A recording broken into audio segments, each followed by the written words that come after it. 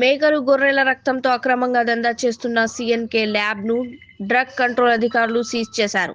కీసరలో మూగజీవాల నుండి రక్తాన్ని సేకరిస్తున్న mutton shop యజమాని సోను, నకిలీ వెటనరీ డాక్టర్ సంజీవ్ను పోలీసులు అరెస్ట్ చేశారు. వీరి వద్ద నుండి రక్తం కొనుగోలు చేస్తున్నట్లు గుర్తించిన అధికారులు ల్యాబ్లో భారీ నిల్వలను స్వాధీనం చేసుకున్నారు. ఫరారీలో ఉన్న ల్యాబ్ యజమాని నికేష్ కోసం గాలిస్తున్నారు.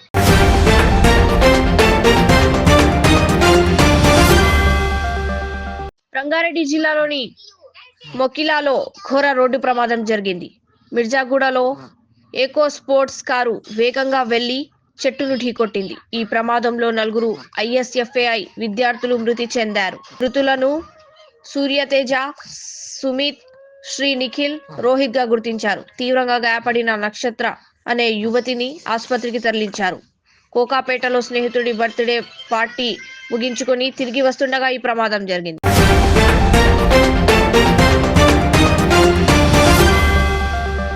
నా సినిమా మన శంకరవర ప్రసాద్ గారు, శర్వానంద్, నారి నారి నడుము మురారి, నవీన్ పొలిశెట్టి, అనగనగా ఒక రాజు, ప్రభాస్, రాజాసాబ్, రవితేజ, భర్త మహాశయులకు విజ్ఞప్తి, సినిమాలన్నీ విజయం సాధించాలి. చిరంజీవి.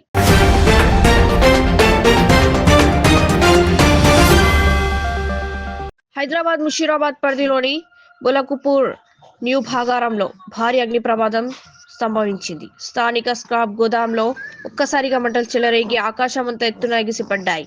భద్రతా దృష్ట్యా అధికారులు చుట్టుపక్కల నివాస ప్రాంతాలను ఖాళీ చేయించారు. పక్కనే మరికొన్ని స్క్రాప్ గోదాంలు ఉండడంతో మంటలు వ్యాపించకుండా ఫైర్ సిబ్బంది తీవ్రంగా శ్రమిస్తున్నారు. ప్రస్తుతం అగ్నిమాపక యంత్రాలతో మంటలను అదుపు చేసేందుకు ప్రయత్నిస్తున్నారు.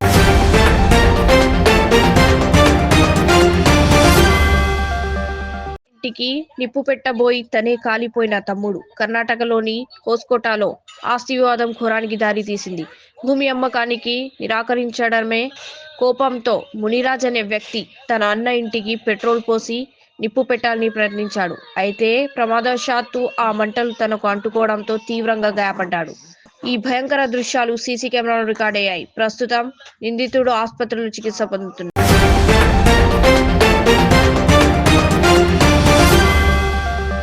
కేటీఆర్ వ్యాఖ్యలపై స్పందించిన మంత్రి పొంగులేటి శ్రీనివాసరెడ్డి. జూబ్లీహిల్స్ ఎన్నికలు రెఫరెండం అన్న కేటీఆర్ ఓటమి పాలయ్యారు. మళ్ళీ ఇప్పుడు మున్సిపాలిటీ ఎన్నికలు సెమీఫైనల్ అంటున్నారు. ఇప్పుడు సిగ్గు లేకుండా మాట్లాడుతున్నారు. మళ్ళీ అధికారంలోకి వస్తామని కేటీఆర్ కళ్ళు కంటున్నాడు. ముందు మీ ఇంటి సమస్యలు చక్కబెట్టుకో కేటీఆర్. మంత్రి పొంగులేటి శ్రీనివాసరెడ్డి.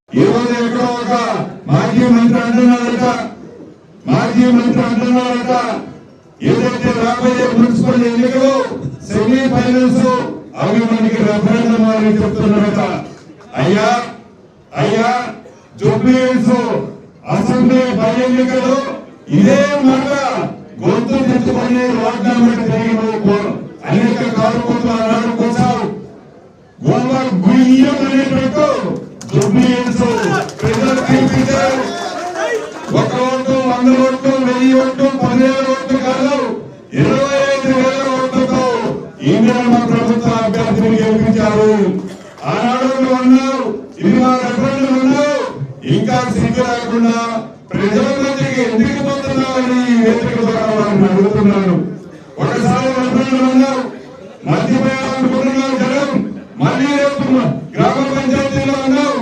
గ్రామ పంచాయతీలో కూడా 68 నుంచి 70% వరకు కాంగ్రెస్ పార్టీ బలపరిచిన అభ్యర్థుల్ని రాష్ట్ర వ్యాప్తంగా గెలిపించారు. రెండోసారి మళ్ళీ మూడోసారి కూడా రేపు కార్పొరేషన్ ఎన్నికలు, మున్సిపాలిటీ ఎన్నికలు వస్తున్నాయి. అది మాకు రెఫరెండము సెమీఫైనల్స్ అంటున్నావు. దాంట్లో కూడా 7 గంటల లోపు గుంటతోని ఈ పార్టీని తెలంగాణ రాష్ట్రంలో ఉన్న మున్సిపాలిటీలు, కార్పొరేషన్లో ఉన్న ప్రజలు వందలు పెట్టడానికి సిద్ధంగా ఉన్నారు. ఈ పార్టీని మొరగడమే లేదు.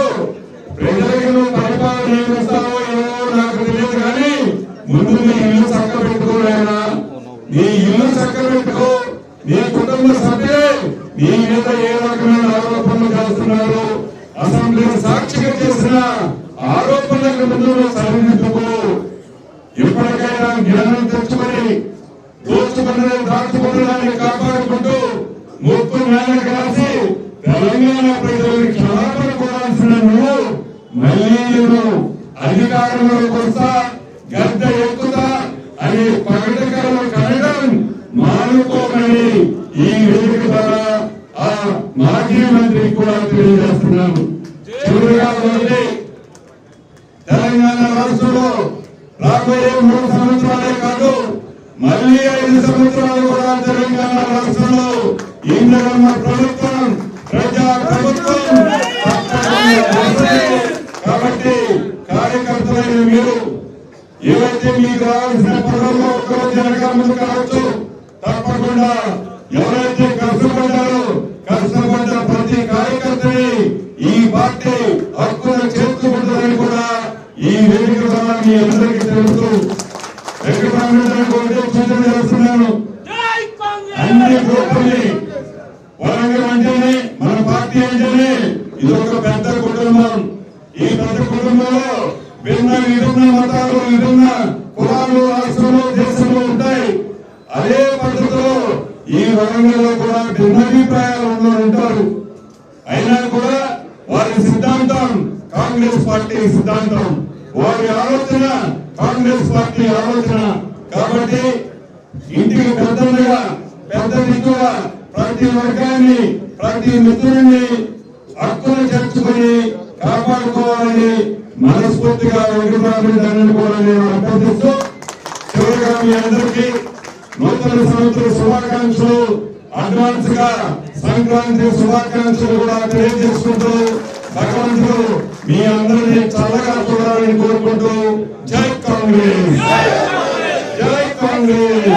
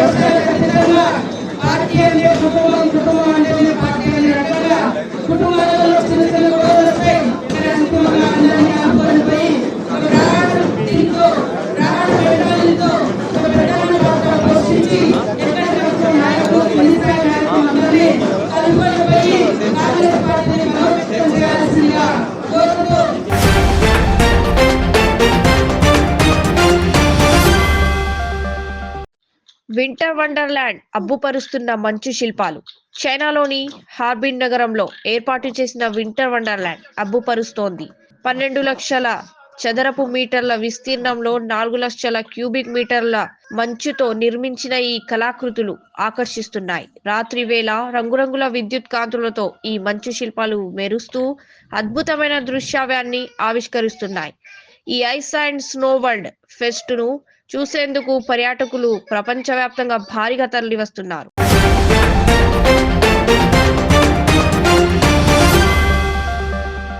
శివాజీ ఎంతో కష్టపడి మంచి పాత్రలు పోషించి ప్రజలు తన మాట వినే స్థాయికి చేరుకున్నారు. అనసూయ మహిళల భద్రత గురించి ఆయన మాట్లాడిన వివాదం వెనుక ఉన్న ఉద్దేశం మంచిదే. అనసూయ కేవలం హెచ్చరించడమే కాకుండా అబ్బాయిలకు కూడా బాధ్యతను గుర్తు చేసేలా మాట్లాడి ఉంటే బాగుండేది. అనసూయ టైప్ చేసే ఓపిక లేక నేను ఇలా వీడియోలో మాట్లాడుతున్నాను. ఇంకా ఇప్పుడు ఆయన దొర్లిన 2 పదాలు అని అన్నారు. అది కాకుండా కూడా ఆయన ఎంతో కష్టపడి ఒక స్టేజ్ మీద నిలబడి మాట్లాడి ఆయన మాటలు అందరూ వినే స్టేజ్కి చాలా కష్టపడి కొన్ని మంచి పాత్రలు చేసి అక్కడ దాకా వచ్చారు. అది సినిమా వరకే అలాంటి పాత్రల ప్రభావం ఉంటే బాగుంటుంది. మనందరం కూడా let's not discuss film characters in to our lives. Okay, ఇది అవుట్ ఆఫ్ కాంటెక్స్ట్ అనుకోవద్దు, మాటలు చెప్తున్నా. సో ఆయన ఆడవాళ్ళ సేఫ్టీని ఉద్దేశించి చెప్పినప్పుడు, మంచి ఉద్దేశంతో చెప్పినప్పుడు, అరే అబ్బాయిలు మీరు కూడా అమ్మాయిలకు వాళ్ళు నచ్చినట్టు ఉండనివ్వండిరా, వీలుంటే ఇలాంటి వెధవలు ఉన్నప్పుడు మీరు సెక్యూరిటీగా వాళ్ళని కాపాడుకోవాలి, మనం కాపాడుకుందాం, మనం అలా బిహేవ్ చేయొద్దు అని కూడా చెప్పుంటే ఇంత ఏది కాదని నా ఉద్దేశం. మీరేమంటారు?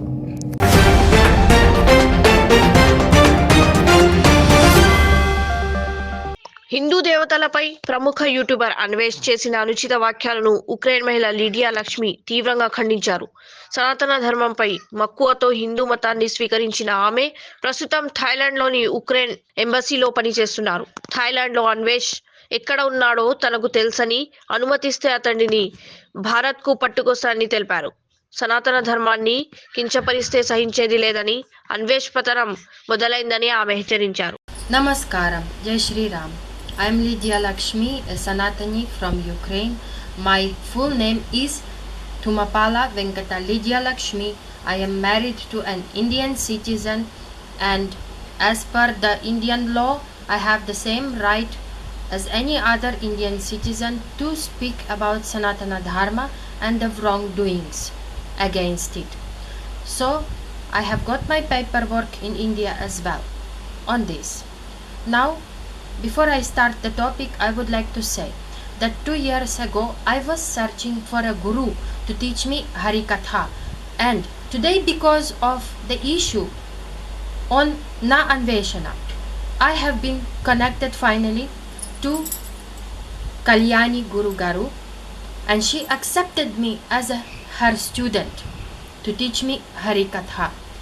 Myself, I am a student of Sringeri Sharada Pitam Shankaracharyas, and I strictly follow Sanatana Dharma since my childhood. But about Harikatha, I was waiting since very long time. Today I am going to speak regarding Nanveshana issue. So, as a ex-military as well, I have few points to raise. Right now, Na Anveshana is in Southeast Asia. Myself, I've been transferred to Southeast Asia after the war injuries in my country.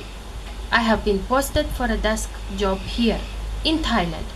And since Na Anveshana traveled to Thailand in the same time, after releasing my warning video, he fled first to Cambodia and then he fled to Malaysia. So, as per the current moment, I have limit sources in Malaysia. So, with this, I am joining my hands together with Kalyani Garu to fight against this adharma, against Na Anveshana. And I want to say very strongly to all the feminists, leftists who support Na Anveshana, who support adharma, and who are insulting Sanatana Dharma. I want to quote very famous words of Indian Army General G.D. Bakshi sir, who said once upon a time that a headless chicken may run across many places, but it has no direction. It always collapses. So, this quote belongs to you, feminists, leftists who support Nanveshana. You have no destination. You have no winning point. Once adharma happened because of you, you will see how dharma is going to act against you. And I promise, as my Guru Dakshina to Kalyani Guru Garu, I will bring Nanveshana front of the law and I will put him on the knees in India. And I also want to add one more question here. Nanveshana 4 years ago was fighting against MCN companies, YouTubers who work on MCN, and I want to know what he done, what is the result came after his so-called fighting. Did he raise any complaint or police against those MCN companies?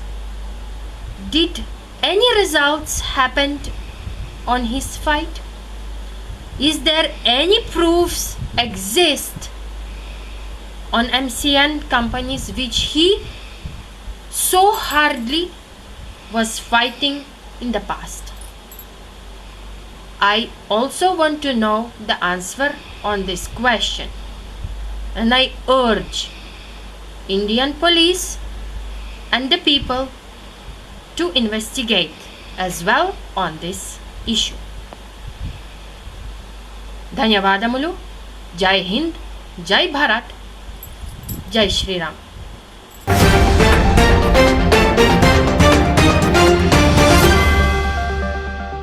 మొదటి ఏడాదిలోనే 2 లక్షల ఉద్యోగాలు ఇస్తామంటూ నిరుద్యోగ యువతను మోసం చేసిన నయవంచక కాంగ్రెస్ సర్కార్. Job calendar ఏమైంది అంటూ దిల్సుఖ్ నగర్ లో రోడ్డెక్కిన నిరుద్యోగులు. జాబ్ క్యాలెండర్ నోటిఫికేషన్ ను వెంటనే విడుదల చేయాలని డిమాండ్ చేస్తూ రోడ్డుపై బైఠాయించిన నిరుద్యోగులను అక్రమంగా అరెస్ట్ చేసిన పోలీసులు.